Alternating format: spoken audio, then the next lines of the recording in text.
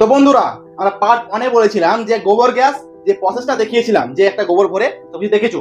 এবার আমাদের আজকে 4 দিন হচ্ছে, তো দেখবো আজকে কি সত্যি যে এটা সত্যি ওয়ার্কিং করে না করে না, না যে ভিডিওগুলো দেখাচ্ছে সেগুলো ফেক ভিডিও। তো আমরা প্রথমে টেস্ট করে দেখে দেবো।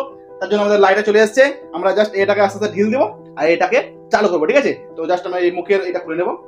এদের তো নিপিল লাগিয়ে নিয়েছি, মানে ছুঁচগুলো যেগুলো আমাদের শরীরে ইনজেকশন করে, ঠিক আছে? তো এবার আমাদের জাস্ট আমরা এক হাতে এটা জাস্ট এটাকে ঢিল দিব, আস্তে আস্তে গ্যাসটা বাড়াবে আর আমরা লাইটে জ্বালাবো, নিয়ে দেখবো আসলেও কাজ করছে কিনা। জাস্ট এখানে এক হাতে এটা ঢিল দেবো, ঠিক আছে? 1 2 3।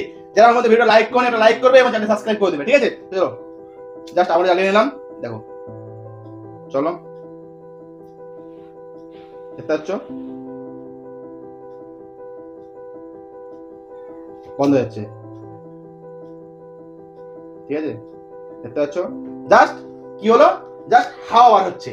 মানে আমাদের এই গোবর প্ল্যান্টে কাজ হবে না, কেননা গোবর প্ল্যান্ট যারা গোবর গ্যাস বায়োটেক গ্যাস যারা তৈরি করে এদের অনেক প্রসেস থাকে, আমাদের সিম্পল ভাবে এবার হবে না।